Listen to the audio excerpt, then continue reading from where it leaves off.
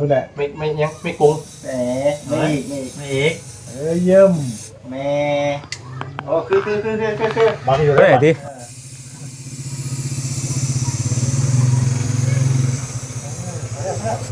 เราไปยัง นั่นมาอยู่นิดนึงยุ่งอีกว่าซะดิขึ้นมาถึงเนอะโอ้ โอเคโ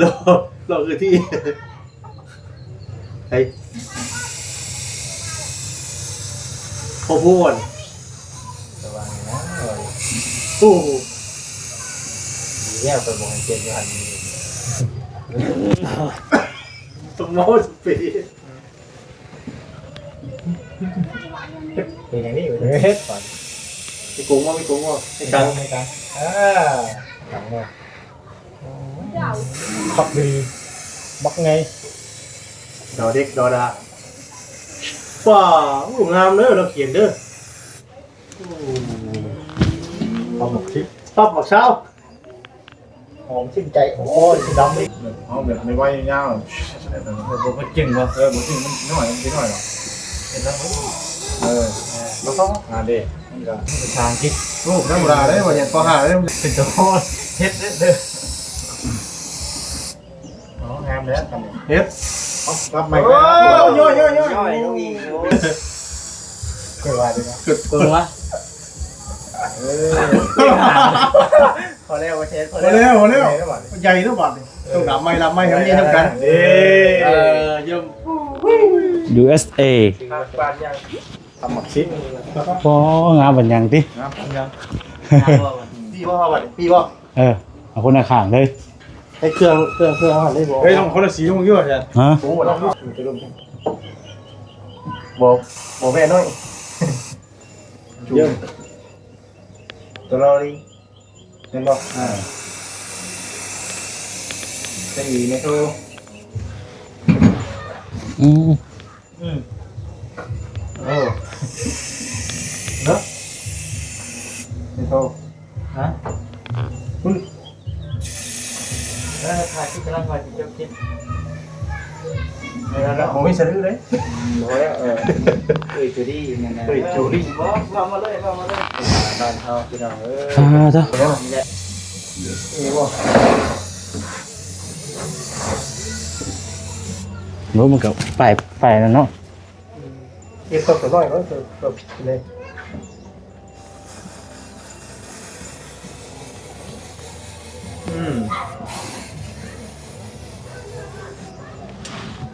ตัวนี้บ่นั่นไปไหนเนาะ ได้อยู่งานอยู่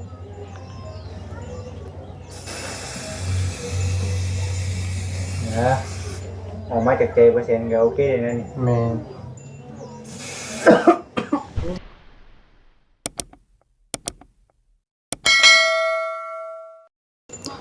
เอาพี่น้องไปเปิดภาพมามื้อนี้ก็อยู่หน้าบ้านเพื่อนซ่านของทางสาวนวลเพิ่นคือเก่าพี่น้องเอ้ยเนาะมาอีกบัดนี้รถป้าโทเพิ่นเทพื้นและอันนี้เนาะโตพี่น้องเอ้ยจนค่ำพี่น้องเอ้ยทางบ่แซนก็ได้เนาะว่าสิมาซอยเพิ่นอยู่ว่าคันว่ามาทันโอ้ยเนาะมากะคือว่าอะไรพี่น้องเอ้ยเนาะเพื่อไปบ้านบ่สวนแน่เพื่อกลับเข้ามาพี่แน่รถเพิ่นเทจนได้ครึ่งนึงแล้วอันนี้เนาะนี่พี่น้องเอ้ยทางบ่อนุ่งเนาะบ่อนุ่งกับอันทางสะนวนนี่แหละพี่น้องเพิ่นพากันเฮ็ดกับอันพอดอนเนาะดินดอนตอนหญ้าเพิ่นก็เอาเข้าเลยพี่น้องเอ้ยเพิ่นพากันขุดดินอยู่นี่อันนี้เนาะตัว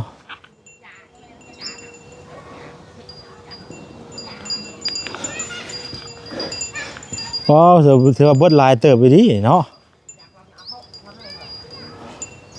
มันจะเป็นอ่างเนี่ยพี่น้องเอ้ย ดินเพียงกลายเป็นดินมีอันคุ้มบัดนี้เนาะเวลาเพิ่นเอาดินตัวนี้เข้ามาใส่ตารางเฮือนเลยต่อ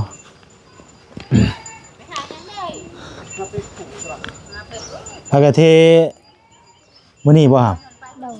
เทกับไผ กับ เทกระบอกนุ่งเอเทกระบอกนุ่งเนาะมือเทไม้อีกบ่มือเทไม้อีกพี่น้องเนาะก็น่าจะพออยู่เอาดินย้อนนะครับก็คือสิพอพอดีเลยพอดีน้องเพิ่นกอยปูนนั่นว่าสิลึบอันที่ว่าแซนเขียนไว้มื้อนั้นน่ะพี่น้องเอ้ยเนาะเขียนได้ชื่อผู้ใหญ่เพิ่นให้เฮ็ดใหม่เนาะ เพิ่นให้เฮ็ดใหม่เพิ่นให้เขียนใหม่เนาะให้เขียนหม้องใหม่บัดนี้เพราะว่ามันเป็นทางยางขึ้นยางลงแต่บัดนี้เพิ่นว่าให้เขียนใหม่เนาะสบายดีโดยนี่เอาเสียมนี่ขุดดินออกก่อนเด้ออันนี้บ่โดยขุดออกก่อน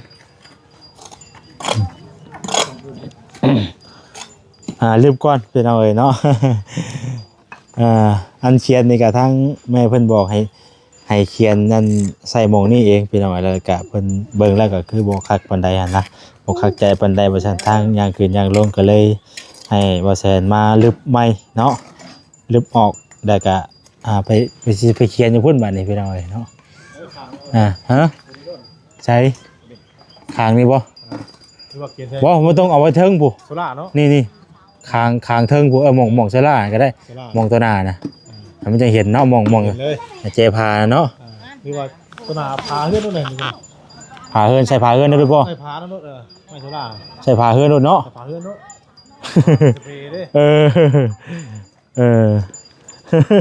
ตู้บัดเห็นรถแม่นใส่พาเฮือนเนาะมันก็ไล่อยู่ดอกเนาะงามอยู่ดอกยังไง เพราะว่าทางวัชรกะบ่ได้คิดจังใดเลยมื้อนั้นพี่น้องเนาะทางแม่เพิ่นบอกว่าให้เขียนใส่ทางนี่แหละเนาะมองอัน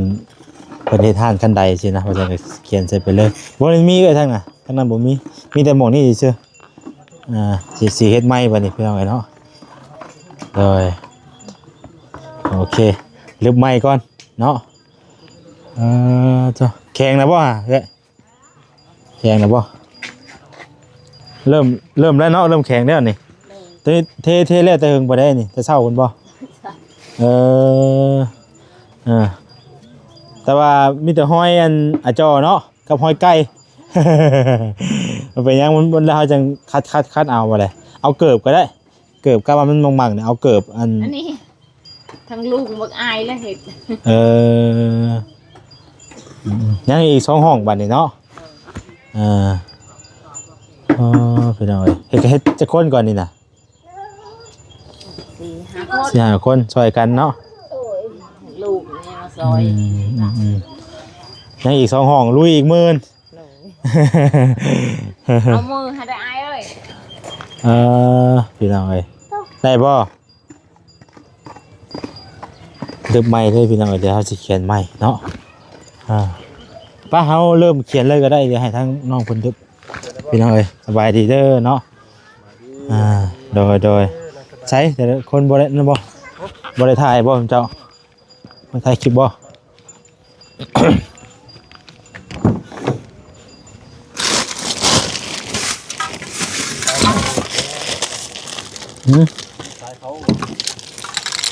ถ่ายอะไรนั่นนี่บ่ได้บ่ครับเพื่อนโทรอันนั้นเพิ่นส่งเครื่องมาเดี๋ยวภาษีนั่นก็ได้เดี๋ยวจะหับก็ได้เดี๋ยวเพิ่นโทรมาเรื่องเครื่องส่งเครื่องป่ะมื้อนี้พี่น้องเอ้ยคือสีสเปรย์มา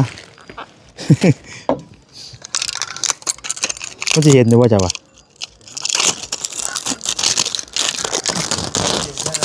ฮะ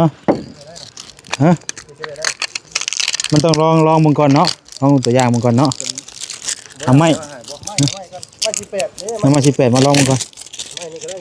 ไม่สละเดี๋ยวจะเป็นทัดสิบเลยน้องอีกว่าเรียบร้อยครับทำมือเกี่ยงเด้อมือจะเลย แล้วได้บังมันบ่ ดีเด้อห้ามดีเด้อเดี๋ยวเราลงก่อนเด้อ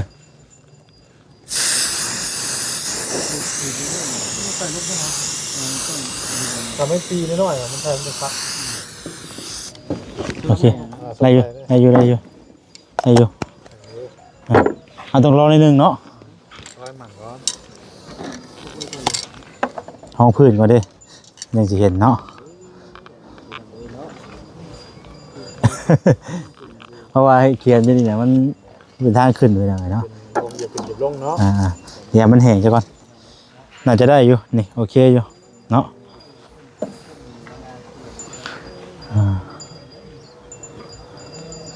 ก็อยากมาซอยเพิ่นอยู่พี่น้องทางบ่แซงกับพ่อสิได้มาเพอมันแล่นคุณแล่นพี่อยู่นะ กับมื้อนี้กับมากับผู้ที่พาเนี่ยครับได้ไปหาบ่สวนแล้วก็กับมันได้ไปหาบ่สวนแล้วก็เข้ามานี่แล้วก็สิเมื่อเพราะว่ามื้อแรกน่ะทางทีมงานเฮานัดรวมตัวกันพี่น้องเอ้ยเนาะมันก็เด้อ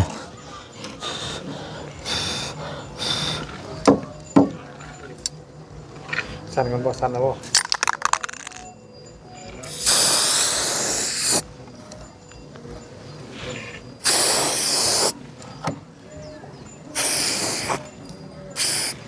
มันต้องให้ในบังเนาะได้อยู่ ยูเอบ่ บางทีมันคือเข้มได้ก็ได้เนาะสีเนาะว่ามันแห้งกันว่าอะไรให้บ่คิดว่าเป็นคนเขียนจะงามแน่ ได้นะ ฮะมันต้องหาในบังมันพร้อมบ่ นี่การขีด เขียนป้ายลึบตัวนั้น โอ้ เห็นบ่ ยังเป็ดบ่ ดู ไล่แล้วบัดนี้ครับ เอาเรื่องขนมให้ทั้งดูเด้อ ต้องเขียนใหม่บ่ น้องอาร์ตี้ จะติดอยู่ใช่ คือว่าเอาอยู่หาแนวมาง่อยปะฮะอยู่เทิงฮะมามาขึ้นมาเทิงพี่นะ ทดลองเบิ่งได้บ่เนี่ย ฮะ ทดลองเบิ่งได้บ่ทดลองเลย ทดลองกันเด้น่ะ อ๋อขึ้นเงินใหม่ได้เนาะ เอามองได้จ้ะวะโอ้ อีกแล้วทำมาแล้วใส่อีกแล้ว คืออีกแล้ว ใช่คือตัวนี้ป่ะใช่คือเนาะ ผายจะมามันมืดนะใส่คือได้มันเขากับตีด้วย นี่มืดได้แต่นี่ อย่างมืดเด้ใส่คือนี่ เพราะมันต้องใช้ตัวนี้ทางตัวนี้ นี่ก็ได้นี่ นี่เนาะ เราต้องเห็นความสวยงามมันได้มาเห็นตัวนี้เด้อ ผักแท้แล้วมันตัวนี้เด้แต่มา มันมืดได้ เอาใส่สีขาวนั้นเนี่ย เนาะ มันมีสียังแถว ถ้ามันสีแดงกับสีดำเลย ขึ้นใหม่ เออไม่ได้ชื่อสีขาวอ่ะดิ ดำกับแดงเนาะบ่เห็นเนาะ ก็เห็นอยู่ เห็นอยู่ เห็นอยู่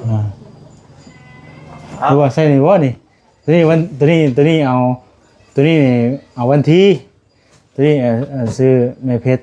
ครับมัน นี่ เอจูดี้ฮะ นี่ ตอนนั้นก็ได้ตัวนี้ ใหญ่กว่า มันใหม่มูเรียบที่ เพราะว่าตัวนี้แหละ อันนี้แหละเป็นห้องนี่แหละครับ ห้องนี้ได้เป็นห้องนี่หาในง่อยก่อนนะหามีบ่มีตังบ่ มีแผนการว่าสีเนาะ สี สีเขียนได้ซื้อ แต่ว่าเขาเขียนสีได้บ่เขียนเอาได้บ่ เขียนเอาเรื่องไหมไปเขียนแล้ว แห่กระดาษเลยแห่กระดาษชื่อเลยเป็นสีตำหูกระดาษเลย เพราะมันต้องแก้ก่อนได้แต่นั้นน่ะ ต้องแก้ก่อนนะ มันต้องแก้ชื่อก่อน กระดาษ ตะกี้เขาก็คือเจ้าแล้วตอนแรกว่ามันต้องได้แก้หนังสือซะก่อนอันนี้เฮาบ่ได้แก้เด้ แล้วมันจะเป็นคือพิมพ์เลยเด้ แต่ว่าข่อยคิดว่าใช่ได้ตะกี้น่ะวันนี้เฮาจะต้องมาเฮ็ดสาระซะก่อนบัดนี้เฮาต้องแก้อันว่ากระดาษก่อนแม่นบ่แล้วเอามาวางใส่แล้วฉีดปืดไปได้นั่นแหละ ห้ามเอาใส่กระเบื้อง เขียนไว้นี่ก็คือ เฮาสิทันบ่ใช่บัดนี้เอาเฮ็ด ว่าเขียนรถก็ได้นี่ให้พี่รถนี่ USA เพราะนี่นะข่อยลองเบิ่งนี่นะสมมุติแล้วข่อยสิเขียนวันที่ก่อนเด้อ คำว่ามันบ่งามก็ให้จังให้บ่คิดเขียนไว้เลย โอ้ยคือกันแท้เนาะ โอ้บ่ได้เลยนี่มันยังต่ำอยู่ยังก็เอาล่อบ่ล่อโน่นอยู่นะเอามาอยู่ล่ออยู่นะเทิงได้อยู่ ได้บ่เพิ่นต้องสิต้องการเบิ่งว่า เอาล่อ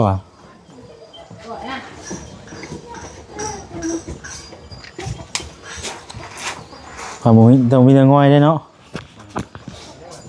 หามขึ้นมากัน ไปบ่ทันได้บ่ทันได้ ได้บ่บ่จิต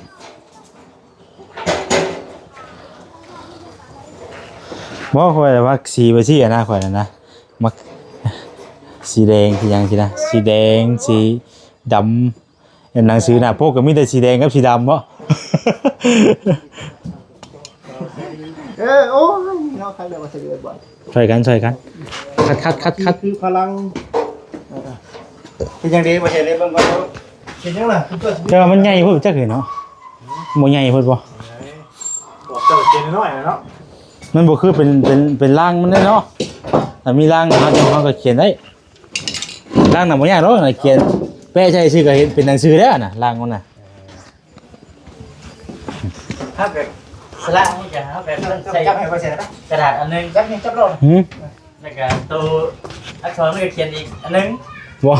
ต้องฉีดเนาะต้องฉีดทีละอัน จะเขียนได้ล่ะ ฮะ จะเขียนได้กันบ่ ว่าสิเขียนมาทีก่อนนั่นน่ะ แล้วปึ้งใส่หน้าผากตัวเองด้วย โอ้ไปเลยเนาะ ยังกินชาพิษเนาะ ว่ามันใหญ่เลยน่ะ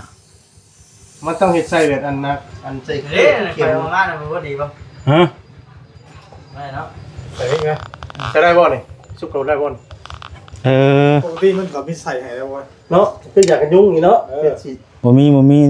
เนาะ สื่อทหารเนาะ บ่ได้ ครับเฮ็ดไป บอกเผยว่าหาตัวน้อย เพราะมันใหญ่พุ่นเนาะ ไงว่า ต้องเฮ็ดแบบนี้ได้มองเขียน แต่ว่าเฮาบ่พอเขียนบ่เฮ้ย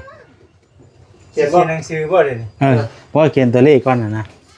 คำว่านั้นก็มือใหม่ยังบ่เขียนให้ไปเฮ็ดร่างมันก่อน ตัวนี้เนี่ยยิ่งไกลยิ่งใหญ่มันบ่นี่โอ้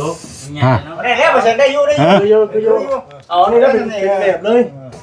คือวันที่ยังนี่ วันที่13มันหาเงินอันหนึงก็เบิดแพงเลยน่ะ ครับก็บ่เป็นหยัง เป็นยัง ฉีดเลย คิดก่อนดิพลากันเฮ็ดไหม ทับมันไปยังทับบ่ทับ เอาไปได้ก็ได้ 11ข้างหน้าบานนี่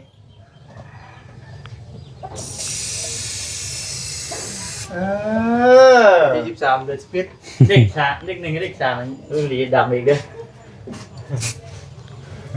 เดือนยังไง เดือน11 2025 พี่เขียนช่องพันธะทหารรถนี่คือรถนี่ช่องนี้ บ่น่าสิจ่อกันเลยตัวนี้เนาะ ได้อยู่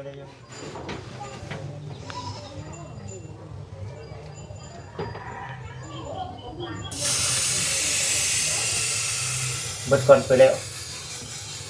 เห็นก็ได้ 2 ตัวเคียร์ ศูนย์เนาะศูนย์บ่ 0บ่ได้0 10 2 2 แสบตาแท้ แต่ว่าเสียบตาคอยที่ปรุงเองครับ หาบ่ 2 สอง 2เลย2เด้อว่าฉันได้เนาะ มันต้องมือนิ่งได้ หายเลย ยังหาบ่มี หามีหา มีบ่ มีอยู่ครับสิจะจิ๊บท่าเลยมาแล้วลงเลยโอ้ได้อยู่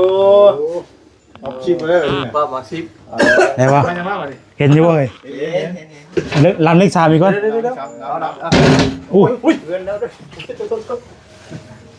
ตะกี้มันยังสั่นอยู่เด้ เริ่มเลยได้บ่นเนาะ จังว่าได้บัดนี้เนาะ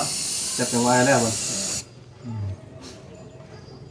หอมตีใจเด้ เมาอัน โมโม่อ่ะ เมาสเปรย์นี่กับให้หมด ต่อดีเนาะ เอาสีนี้เลยบ่ นี่ไงนี่เลย สีแดงนี่มันก็ให้แดงอ่ำแล้วบัด พอแล้วสีแดง ดำกับแดงเนาะ แถวเทียนเนาะพอแล้วดึงยังไงยังไง พอเถอะหายใจทั่วท้องแท้ ใจก่อนดูได้ป่ะเชฟ อ๋อบ อลเกียร์ลงมือด้วยไม่มาเสียเนอะมันแบบเราลืม เอาไว้น่ะ ออกกับมึงไม่จัก เช่น หายใจก่อนเจ้าของเฮือนเราคือไปยังไงเหรอฮะเจ้าของเฮือนเรา เช่นเราไปใส่ละ เป็นยังไง ลุงหมดแล้ว ของเงิน รักลุงแล้วเนาะ ฮะอันนี้คืออย่างก็เปอร์เซ็นต์ ชื่อว่า ขึ้น อันนี้มือตั้งอันนี้ นะมือตั้ง มือตั้ง มือตั้งวันที่13 อ่า อ๋อ อีสมัสมาผู้สร้างบ้านนี่ผู้ บอกมีแต่เขียนชื่อก่อน ซื้อ USA มาลงมาดูพี่กันแล้วเนาะ ซิปด้วยนะ ตัวนี้เต็งๆสิเห็นบ่ได้บ่ ที่แต่เพิ่นเฮ็ดไหนเฮ็ดป้ายได้คิดอ่ะ ข้าวเพชรซื้อ บ่เอาชื่อก่อนUSA จะรุมเนาะชื่อแล้วมีแต่2ชื่อนั่นแหละเดี๋ยวค่อยสิสีแดงบ่นั่นดอกว่าสีดำสีขาวเนาะ พ่อพาซื้อลากกันเองไงดิ อ่ะเด้อคือดีเด้อ เป็นยังตัวนี้ ซื้อวัน ไม่เพชรก่อน แม่เพชรเนาะ โบเกนซื้อบ่ บอกว่าเฮ็ดแม่เพชรก็ได้ดอกจังอยู่ ไม่เพชรแล้ว เอากระซื้อได้ไม่เพชร ฮะจวด เอากระซื้อได้ไม่เพชร แม่เพชรแหน่เนาะแสดง สิบ่มีสาระมันนี้ แสดงเด้อ ใช่คือบ่ตรงเฮ้ย โอ้ยกันใจดิพี่ใหญ่แค่น้อย มันเป็นหัวใหญ่เนาะได้อีดอกนี่ กั ก็ นเองบ่ มีฟิต มันบ่แม่นป้ายเนาะมันบ่คือได้ป้ายเนาะ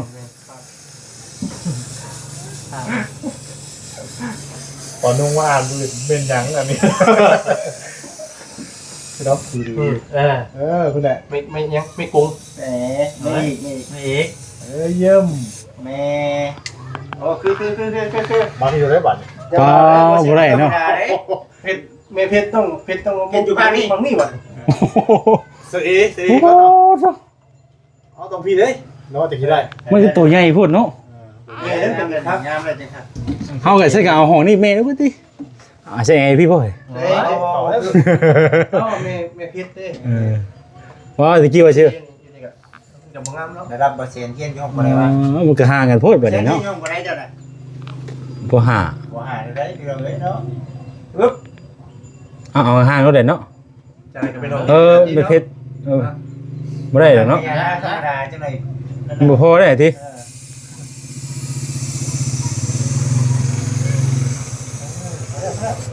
เราไปยัง นั่นมาอยู่นิดนึง อยู่อีกว่าซะดิอยู่อีก ถึงแล้วถึงแล้วเอาบ่ โอเค รอคือที่ไอ้พอพูดโอ้ เนี่ยไปบ่ให้เจ็บอยู่หั่น สมอสปี เป็นอย่างนี้ เฮ็ดก่อน ไม่โกงว่าไม่โกงว่าไอ้กัง หลังเนี่ยขับดีบักไง ดอเด็กดอดาว้าวงามเด้อเราเขียนเด้อ ความหมกทิพ ชอบหมักเช้า หอมชื่นใจโอ้ โอ้ยดำดิ บ่ได้นะบ่ได้นะ ขับดี และ อ๋อได้ในผิดจาก US เลย โธ่ บ่ได้บ่ได้ ยังชื่อเด้อจูดี้เนาะ จูดี้ เห็นอยู่บ่ จูดี้กับมายูรู เห็น ยูรู เบิ่งหาเบิ่งในกล้องอยู่ งานได้ ฮะ เอ้ย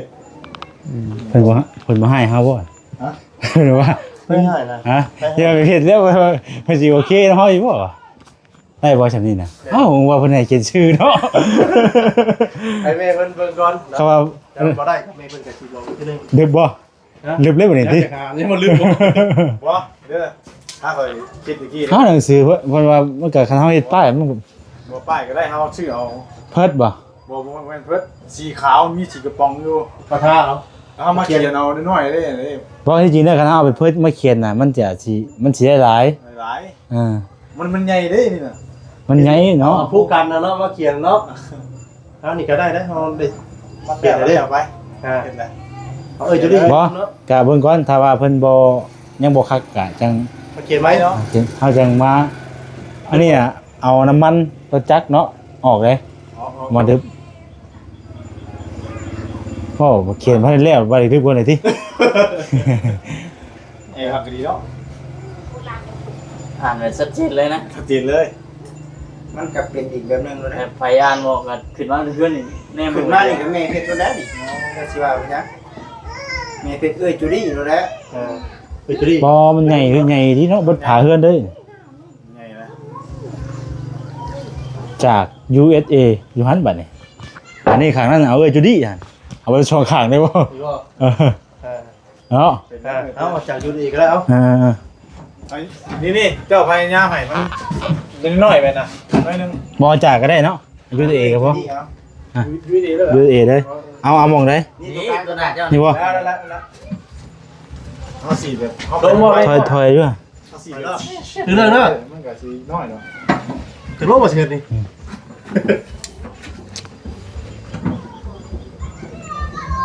เอาแบบไม่ไหวยาวมันเก่งวะมันเก่งมันน้อยมันน้อยหรอเห็นแล้วมาเข้าดิมันก็น้อยแน่ USA ภาษาอังกฤษ โอ้ธรรมดาได้บ่ยังพอหาได้ภาษาอังกฤษเนาะ ตัวห้อโว้ยเอาเพื่อน ไม่ย่องบ่ได้เลยเนาะ มันต้องตัวกงของมันเนาะ ไปแล้ว กงหัวลูก ไอ้กายจะดอกมันตัวนั่นอยู่เด้ อยู่ที่เราได้จะเห็นเลย โอ้บ่ต้องกงว่าเนาะ เอ็ดเลย เฮ็ด คือกันแล้วก็เพื่อนเนาะ อยู่เฮ็ดเอง เป็นตัวพ่อเฮ็ดเด้ออ๋องามแล้วทำ เอ็ด รับใหม่ โอ้ยย่อย ย่อยลูกอีเต้งเต้งเต้งเต้ง ไปเลยก็เอากงหัวแล้วนึงเขาขีดกันเทิงอยู่ตัวเอ็ดน่ะ หืม เอาเอ็ดปุ๊บลงมาได้เอาตัวนี้ นี่ แต่ต้นตัวงอน่ะต้นตัวงอนี่ อ๋อ เยี่ยม มันบ่คนต้นบ่ บ่เป็นหยัง เคยว่าดีนะ เปิงวะ พอแล้วว่าเช็ดพอ พอ แล้ว แล้วใหญ่แล้วบาดต้องดำไม่ลำไม่ให้มันยิงกันเยี่ยม USA ปานยัง ทำหมักชิ้น พองามบัดยังติ นะยัง ว่ามัน พี่ว่าบัดพี่ว่า เอาคนหน้าข้างเลย ให้เครื่องอาหารได้บ่เฮ้ยต้องคนละสีต้องยั่วใช่ ฮะ ลองดูสีแดงว่าบ่เข้า สีดำมาแล้วเบิ่งข่อยคือมันเย็นทุหลังแท้โทษห่านย่างปลาเพิ่นถ่ายอยู่จังเนาะ เอาเรื่อยไปใช่ผ่านได้บ่ เดี๋ยว บ่ได้เอ้ยบ่นี่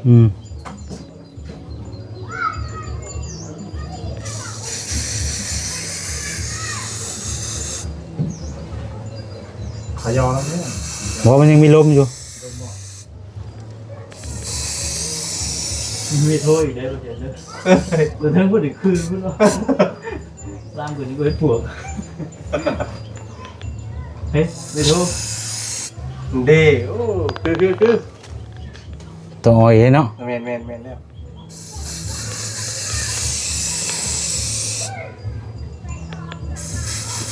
ยังยุ่งงวดจริงนะโอ้ยังยุ่งงามด้วยยังยุ่งเลย โอ้นะครับในห้องนี้ข่อยก็ได้อันฮัดเจ๋งงามเด้ เนาะ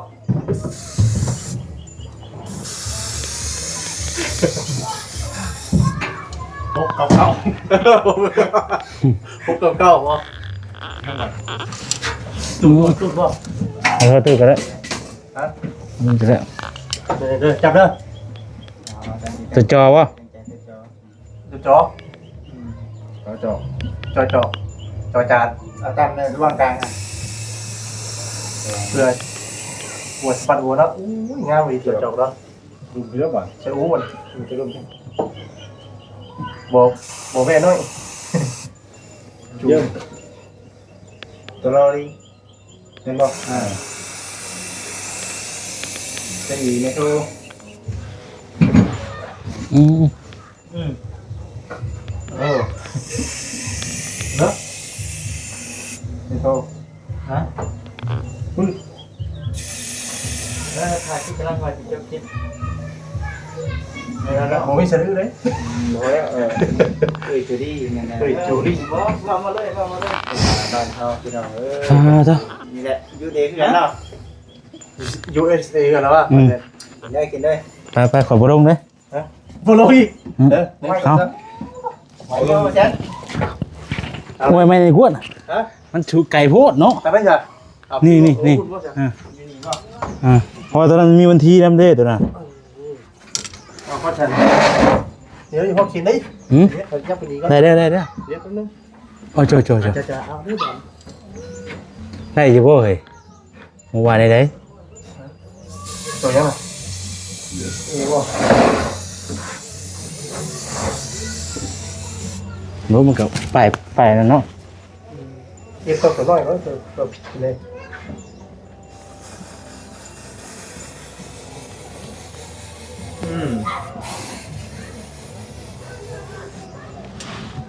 ตัวนี้บ่นั่นไปไหนเนาะ ได้อยู่งานอยู่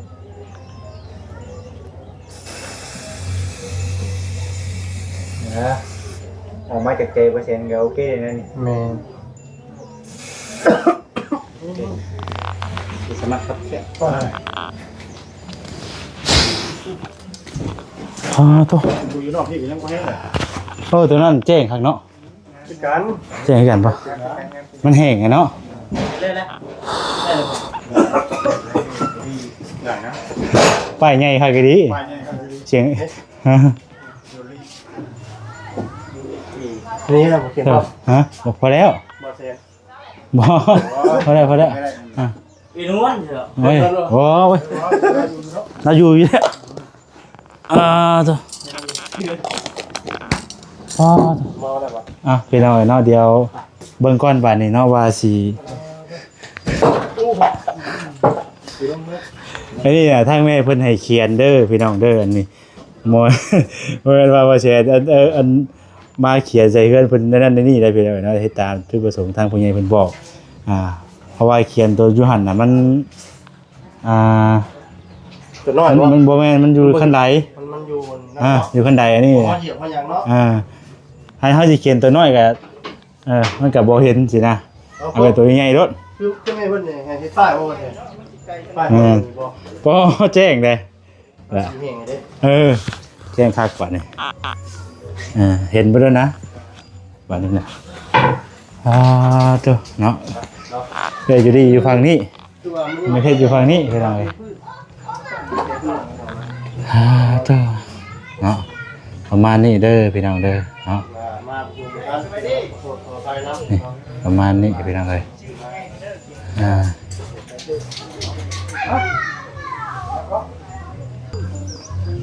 พี่น้องเอ้ยเนาะโอเคพี่น้องเอ้ย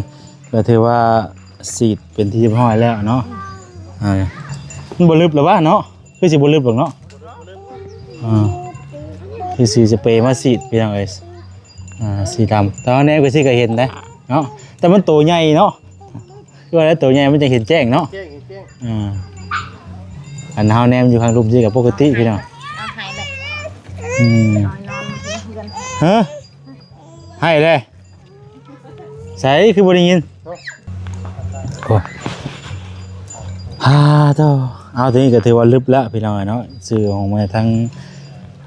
จุลี่แล้วก็ทั้งแม่เพชรพี่น้องเลยถือว่าเขียนใหม่แล้วเขียนอยู่ทั้งข้างฟ้าพุ่นบาดนี่เนาะข้างฟ้าอยู่มองที่แบบว่าอันนั่นน่ะนะพี่น้องเลยก็ถือว่าเห็นแจ้งเห็นชัดเจนเลยเนาะ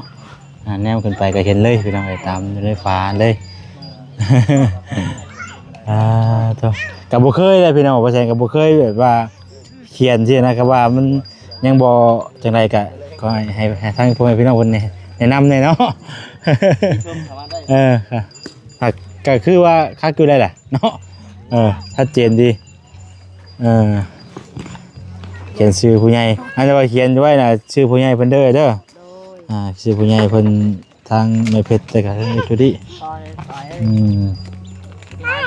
มานุ่งเราเมื่อไหร่เนาะ เมืองยา เมื่อยังเทต่ออีกเป็นจังได๋จะเรื่องลินว่าตะกี้คือว่าสิเอาอยู่ดินอยู่หนองนี่ อย่างไรล้านหนึ่ง ได้ล้านนึงแล้ววันนี้ก็ได้ไปขุดอยู่หั่นบัดนี้ไปขุดอยู่หั่นก็เลยมาใส่ก็ถือว่าพอแล้ววันนี้เนาะ เขากินมือหนึ่ง ฮะ พูดใส่มือหนึ่งเต้น คุยกินมื้อนึงมื้อนี่เฮ็ดอีกบ่มื้อนี่อยากสิเฮาเทแล้วก็ง่ายแล้ววันนี้เนาะมีแต่ว่าเอาไม้ตอกตั้งเส้นขึ้นแล้วก็ค่อยเฮ็ดไปเฮ็ดคั่วไปพี่น้องเอ้ยโอเคอยู่พี่น้องเอ้ย เอาซอยกันเฮ็ดไปแล้วเด้อบ่ได้เดี๋ยวคำว่าบ่ค่าเวียกค่างานทางใดก็คำว่าเดี๋ยวบ่แสนสิมา